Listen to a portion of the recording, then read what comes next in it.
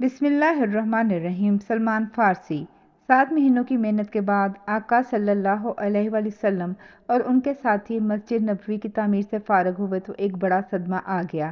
مدینہ میں آقا صلی اللہ علیہ وآلہ وسلم کے ساتھیوں کا سب سے بڑا ساتھی، جن کے پاس ٹھہر کے سیدنا مصعب بن عمیر نے اللہ کی مدد اور آقا صلی اللہ علیہ وآلہ وسلم کے حسن اخلاق کے قصے سنا کے آقا صلی اللہ علیہ وآلہ وسلم کے ان دیکھے پروانے اکٹھے کیے تھے، وہ جو 12 نقیبوں میں سب سے بلند نقیب النجبہ کے خطاب سے سرفراز ہوا تھا، وہ جس نے پورنماشی کی رات حلف وفاداری میں عقبہ کی گھاٹی میں سب سے پہلے آقا صلی اللہ علیہ وآلہ وسلم کے دستے مبارک پہ بیعت کی تھی، وہ سیدنا اسد بن زرار رضی اللہ تعالیٰ عنہ فوت ہو گئے۔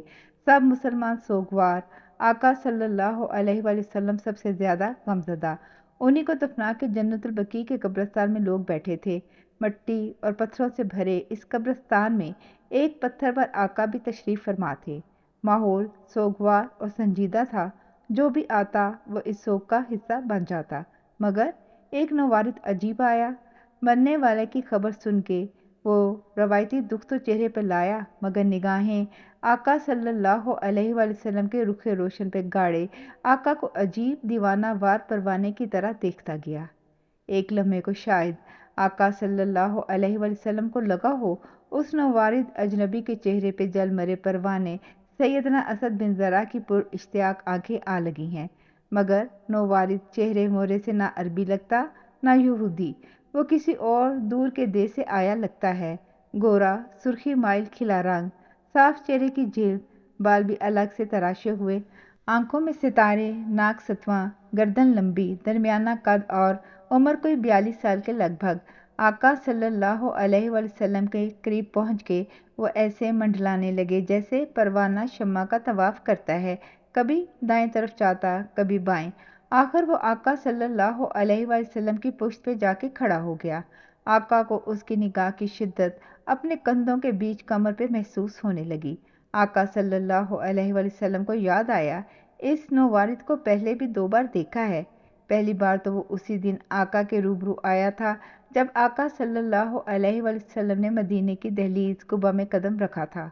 وہ شاید قباء میں آقا صلی اللہ علیہ وآلہ وسلم کی دوسری شام تھی، جب یہ شخص شوق اور وارفتگی کے عالم میں اپنے کانپتے سرسراتے ہاتھوں کی ہتھیلیاں کھول کے آقا صلی اللہ علیہ وآلہ وسلم کے روبرو دوزانوں ہوا۔ ہاتھوں میں کچھ کھجوریں تھیں، بولا، آقا صلی اللہ علیہ وآلہ وسلم صدقہ لایا ہوں۔ آقا نے محبت سے برکت کی دعا دی اور کھجوریں قریب بیٹھے لوگوں کو کھلا دیں، خود نہ کھائیں۔ نوارد کی آنکھوں میں چمکتے ستاروں کی چمک بڑھ گئی، اس کے چہرے پہ چھایا آقا صلی اللہ علیہ وآلہ وسلم کے لیے پیار اور عقیدت کا خوش خیال خشکتہ ہو گیا، پھر وہ چپکے سے چلا گیا۔ آقا صلی اللہ علیہ وآلہ وسلم نے اسی دن محسوس کیا تھا کہ یہ کہیں دور سے آیا ہے۔ کچھ دن گزرے، آقا صلی اللہ علیہ وآلہ وسلم قباء سے مدینہ تشریف لائے، مسجد نبوی تعمیر شروع ہو گئی۔ نوارد پھر آ گیا، ہاتھ میں پھر کچھ کھجوریں، اس بار بولا، آقا صلی اللہ علیہ وآلہ وسلم آپ کے لیے ہدیہ لایا ہوں، تحفہ۔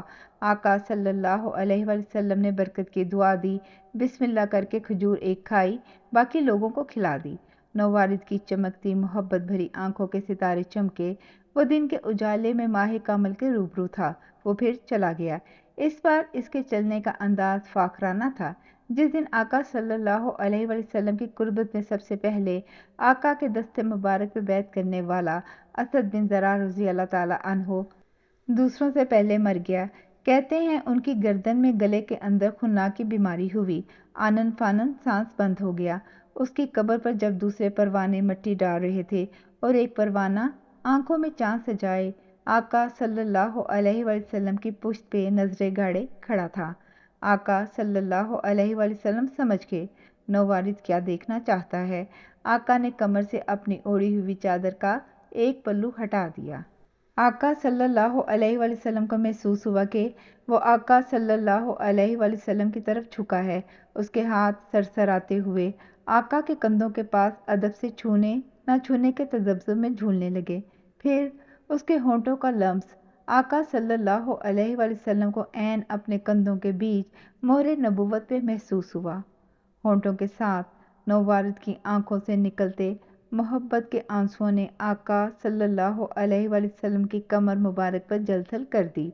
آقا صلی اللہ علیہ وآلہ وسلم نے کہا، سامنے آؤ۔ نووارث سے مہر نبوی سے ہونٹ نہ اٹھائے جائیں۔ اس کا جسم اکڑ گیا، آنکھوں میں آنسوؤں کا دریا۔ حکم کی تعمیل ضروری تھی۔ وہ مٹی پتھروں پہ گھٹنوں کے بل رینگتا ہوا، عجیب و رفتگی کے عالم میں روتا ہوا آقا صلی اللہ علیہ وآلہ وسلم کے روبرو دوزانوں ہو کے بیٹھ گیا۔ ہاتھ جوڑ کے آنسوؤں سے بھری نگاہ آقا صلی اللہ علیہ وآلہ وسلم پہ مرکوز کر کے بیٹھ گیا۔ ہاتھ جوڑے جوڑے بڑی مشکل سے وہ بولا، آقا صلی اللہ علیہ وآلہ وسلم، اس لمحے کے لیے میں نے 25 سال کا سفر کیا ہے۔ آقا صلی اللہ علیہ وآلہ وسلم چونکے، پھر وہ اپنی کہانی سنانے لگا۔ بولا، میں ایران کے شہر اصفہان کی بستی جی کا رہنے والا ہوں۔ باپ دیہی ساروکار، لمبی اس کی جاگیر، میں اکلوتا لاڈلا بیٹا۔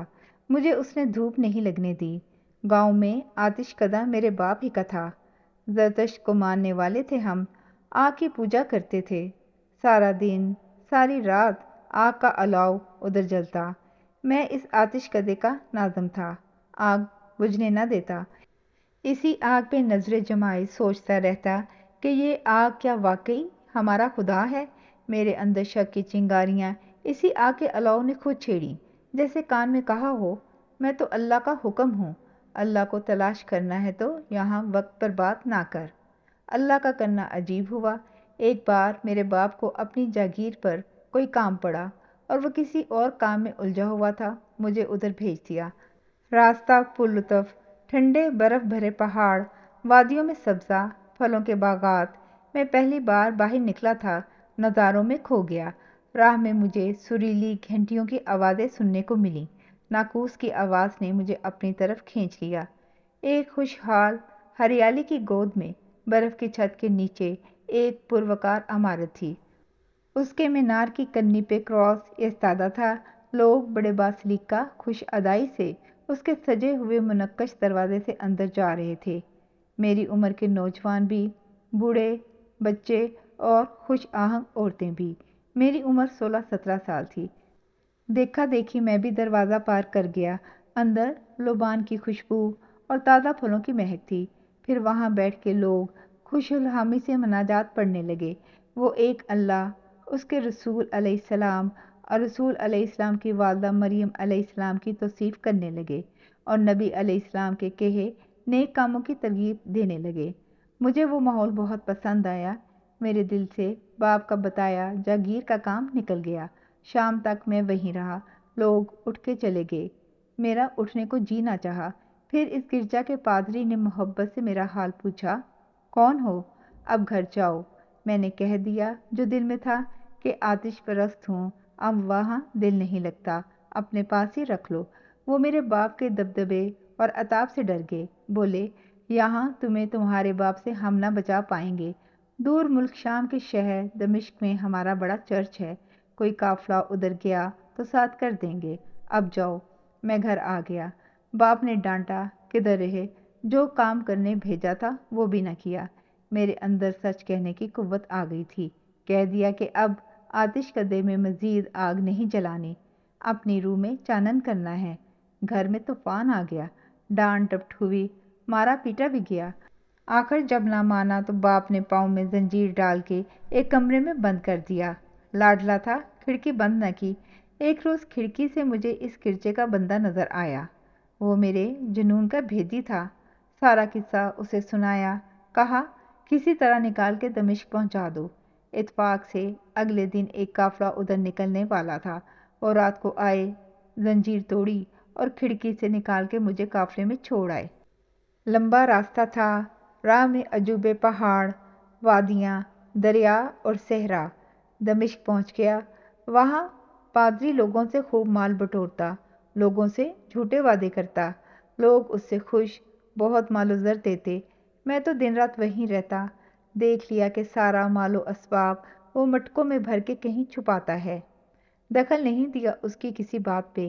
اللہ کا کرنا کیا ہوا، وہ ایک رات مر گیا۔ اگلے دن سارے بستی والے غمگین ہوئے پہنچے اور اس کی عظمت، دیانت، سادگی اور نیک نیت کے قصے بیان کرنے لگے۔ مجھ سے رہا نہ گیا۔ آخر جھوٹ کب تک چھپاؤں؟ پھر جو چھپے ہوئے خزانے لوگوں سے اینٹ کے مرحوم نے جمع کر کے دفنائے ہوئے تھے وہ اصل لوگوں تک کیوں نہ پہنچے؟ یوں میں نے ان لوگوں کو ان جگہوں کی نشاندہی کر دی، باقی باتیں وہ پھر خود سمجھ گئے۔ نیا پادری بھی شاید مجھ سے ڈر گیا، بولا تم سچ کے متلاشی ہو۔ شمالی عراق میں دجلہ کے کنارے ایک شہر ہے موصل، ادھر جاؤ، وہاں کا لارڈ پادری تمہیں سچ کے راستے میں بہتر تربیت کرے گا۔ مدتوں کے سفر کے بعد میں موصل پہنچ گیا۔ جاری ہے، جزاک اللہ خیر۔